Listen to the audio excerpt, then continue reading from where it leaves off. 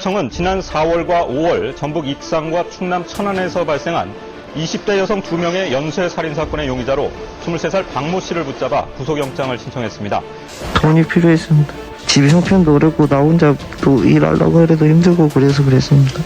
2005년 익산 엽기 연쇄 강도살인 시간살인마 박종민. 박종민의 폐륜적인 범죄와 충격적인 행각, 눈을 부릅뜨고 사망한 희애자, 성폭행, 그냥 하고 싶은데 어떡하겠느냐. 2005년 여름 전북 익산과 천안에서 2명의 여성을 잔인하게 살해한 엽기적인 연쇄 강도 살인 사건은 유형철 사건을 연상케 하며 사회에 큰 충격을 주었다. 상습적인 절도 과정에서 부녀자들을 성폭행하고 살해한 것도 모자라 살해 후 사체를 대상으로 또다시 성관계를 맺는 시간이라는 끔찍한 행각을 벌인 박종민, 당시 23세 익산시 신흥동이 검거되면서 그의 잔혹한 범죄 전모가 드러났다. 당시 수사를 담당했던 경찰들은 박종민의 대담성과 잔혹성, 그리고 전혀 죄의식을 느끼지 못하는 모습에 경악하며 그를 제2의 유형철이 될 뻔한 인물로 평가하였다. 첫 번째 살인, 익산 여대생 살인 및 시체 유린, 2005년 4월 8일 새벽 4시경. 박종민이 첫 살인행각을 벌인 것은 2005년 4월 8일 새벽 4시경이었다. 그는 전주 교도소에서 출소한 지 불과 열흘 만에 다시 범죄를 저질렀다. 밖에서 소주 한 병을 마시고 귀가하던 박종민은 익산 시내 주택가를 지나던 중 한 2층 집에서 부부가 새벽에 출근하는 모습을 보고 집이 비었을 것으로 여겨 절도를 결심하였다. 그러나 박종민이 침입한 집에는 부부의 딸인 김이내, 가명, 당시 25세 씨가 잠을 자고 있었다. 박종민은 부엌에서 고무장갑을 끼고 부엌칼을 쥐고 집안을 뒤지기 시작하였고 인기척에 잠에서 깬 김이내 씨가 자신을 발견하고 비명을 지르자 다급히 흉기를 들이댔다. 김이내 씨가 완강히 저항하자 흥분한 박종민은 그녀의 가슴과 옆구리 등을 무참히 찔러 살해하였다. 경찰 조사에서 박종민은 죽일 생각은 없었는데 김이내가 어찌나 반항하던지 그냥 찔러버렸다고 태연히 진술하였다. 더욱 엽기적인 범행은 여기서 그치지 않았다. 박종민은 자신의 옷에 피가 많이 묻자 김이내 씨 집에 있던 깨끗한 옷으로 갈아입고 피 묻은 옷을 쓰레기 봉투에 담아 도주하려 하였다. 그러나 숨진 김이내 씨를 보고 돌연 성욕을 느꼈다고 진술하며 끔찍한 시간 행각을 벌였다. 박종민은 성폭행할 생각은 없었는데 피를 흘리고 죽어있는 김이내를 보고 욕정을 느껴 범행을 하게 되었다. 며 술을 마시면 가끔씩 욕정을 느끼는데 한 번 발동하면 스스로 통제할 수 없는 지경이다 라고 털어놓았다. 박종민은 숨진 김이내 씨를 이불에 싸서 살해 현장에서 약 20m 떨어진 이웃 2층 집 옥상으로 옮겼다. 집안에서 성폭행을 하면 김이내 씨 가족들에게 들킬까 염려했기 때문이었다. 그곳에서 박종민은 사체를 상대로 자신의 변태적인 성욕을 채웠다. 당시 수사관은 사건 조사 당시 피해자는 눈을 부릅뜨고 사망해 있었는데 그런 상태에서 성관계가 가능할지 정상적인 사고방식으로는 도저히 이해할 수 없는 부분이다라고 언급하며 충격을 표하였다. 범행 장소를 떠난 후에도 박종민의 대담함은 계속되었다. 택시를 타고 집으로 향하다가 김이내 씨 집에 범행에 사용한 부엌칼을 두고 온 사실을 떠올리고 다시 김이내 씨의 집으로 돌아가 칼을 수거하는 대담함을 보였다. 그리고 자신의 피 묻은 옷이 담긴 쓰레기 봉투를 김이내 씨 집에서 멀지 않은 쓰레기통에 버린 뒤 태연히 택시를 타고 자신의 집으로 향했다. 박종민은 소주 한 병을 마시고 우발적 상황에서 범행을 저질렀다고 주장했지만 일련의 범행 과정은 매우 침착하고 치밀했다. 더욱 충격적인 것은 박종민이 2차 시간까지 시도했다는 점이다. 택시를 타고 집으로 향하다가 차를 돌려 김이내 씨의 사체가 있는 옥상으로 되돌아간 것이다. 박종민은 이에 대해 택시 타고 가다가 다시 생각나 한 번 더, 즉 시간을 하기 위해 범행 현장으로 갔다고 말했다. 그러나 박종민이 현장에 도착했을 때는 이미 김이내 씨의 사체가 발견되어 동네 주민들과 출동한 경찰들로 어수선한 분위기였다. 박종민은 혹시 뒤따를지 모를 경찰의 추적을 피하기 위해 익산 집을 떠나 충남 천안으로 도피했다. 두 번째 살인, 천안 원룸 살인 사건, 2005년 5월 5일. 천안에서 건설 현장을 떠돌던 박종민은 익산 사건 한 달 후인 2005년 5월 5일 새벽 충남 천안시 신부동에서 두 번째 살인을 저질렀다. 이때도 박종민은 소주 한 병을 마신 상태였다. 박종민은 한 원룸 주택에 침입해 혼자 자고 있던 이성혜 씨의 눈과 입에 청테이프를 붙이고 손발을 결박한 뒤 미리 준비한 과도로 이성혜 씨를 찔러 숨지게 하였다. 이 범행으로 박종민이 손에 쥔 것은 단돈 5만 원 분이었다. 박종민은 천안 사건에서는 시간을 저지르진 않았다. 이에 대해 그는 이성혜 씨를 성폭행할 생각은 없었고 단지 돈이 필요해 범행을 했다고 주장했다. 그러나 수사관들은 단돈 5만 원을 빼앗으려고 피해 여성을 완전히 제압한 뒤에 흉기로 죽였겠나. 익산 사건에서처럼 시체를 성폭행하려다가 그만둔 것으로 추정한다고 주장했다. 경찰은 박종민이 익산 사건에서 자신의 정액을 통해 이미 DNA가 검출되었을 것으로 판단하고 추정망이 천안까지 좁혀질 것을 우려해 두 번째 살인에서는 시간을 하지 못했을 것이라고 분석했다.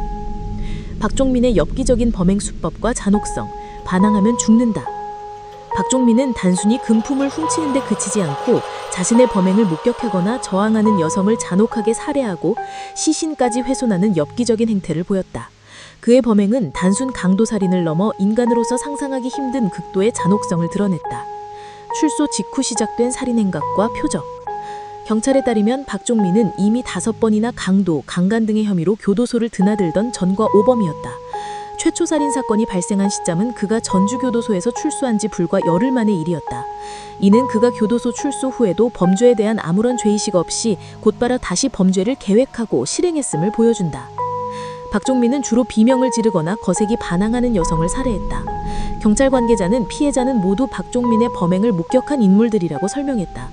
그는 여성들이 거주하는 원룸을 중심으로 범행을 저질렀으며 자신의 절도 행각을 목격하거나 성폭행 시도에 저항하는 여성들을 무참히 살해하였다.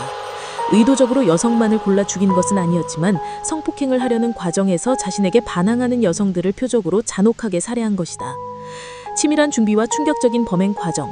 경찰 조사에서 박종민은 평소 흉기를 소지하고 다니며 범행을 계획해온 것으로 드러났다.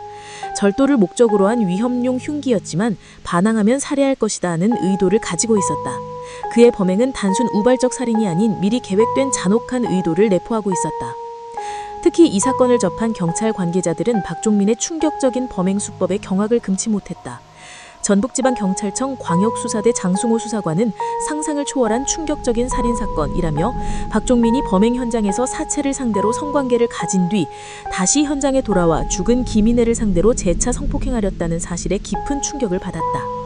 장 수사관은 사건 조사 당시 피해자는 눈을 부릅뜨고 사망해 있었는데 그런 상태에서 성관계가 가능할지 정상적인 사고방식으로는 도저히 이해할 수 없는 부분이다라고 설명했다. 시간이라는 엽기 행각.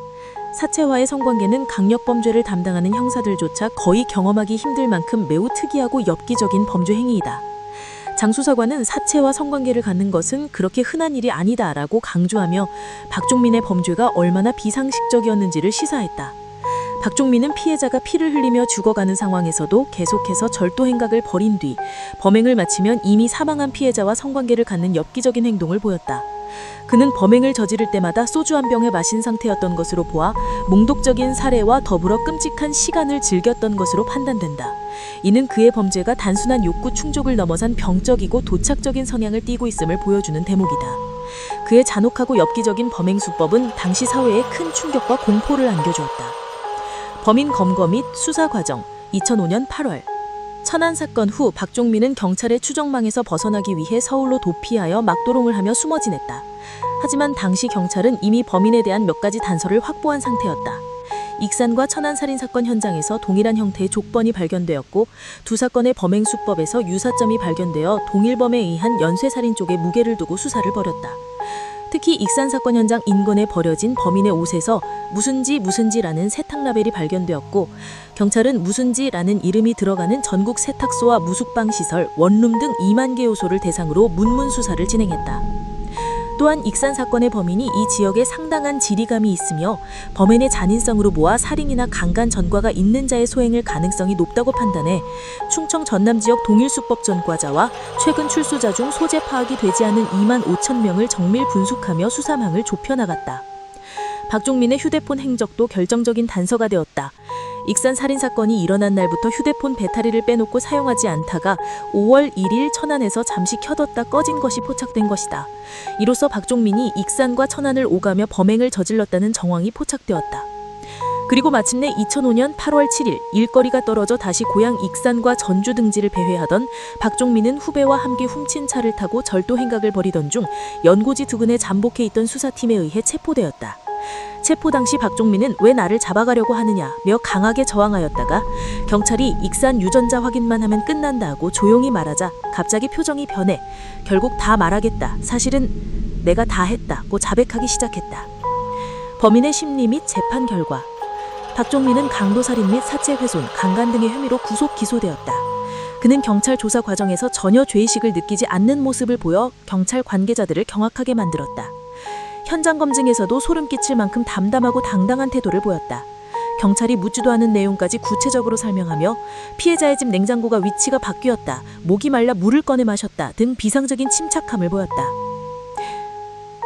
사체와의 성관계에 대한 질문에는 그냥 하고 싶은데 어떡하겠느냐, 욕정이 생겨서 그랬다고 답하며 사체를 유기하고 도주한 후에도 욕정이 발동하면 다시 범행 현장에 돌아와 사체와 성관계를 하려다 했다는 진술에 경찰은 할 말을 잃었다고 한다.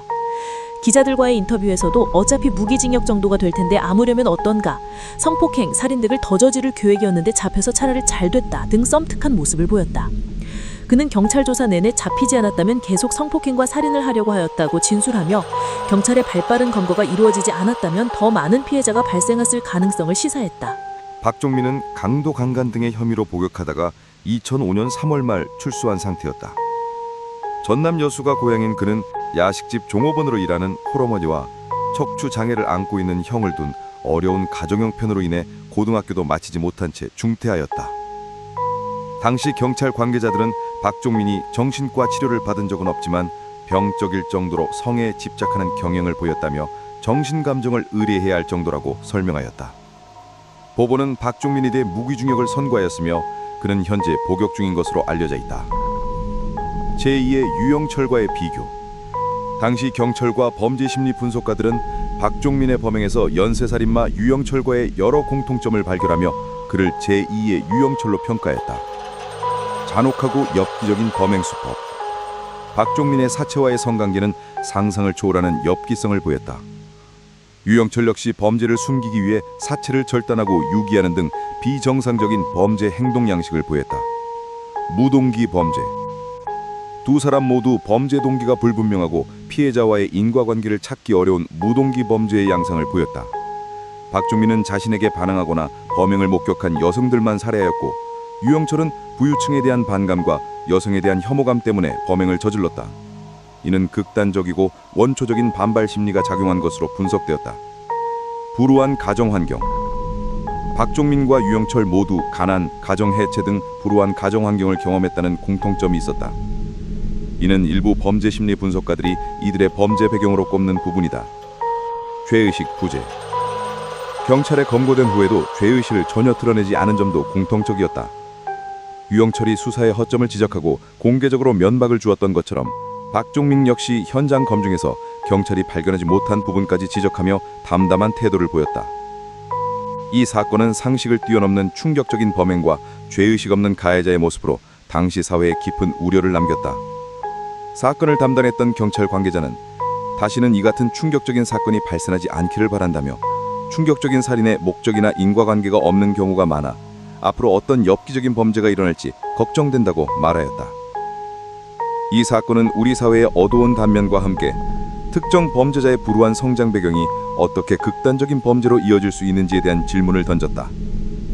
글을 마치며 이 글은 2005년부터 2010년까지 보도된 기사 내용을 바탕으로 재구성한 것이다.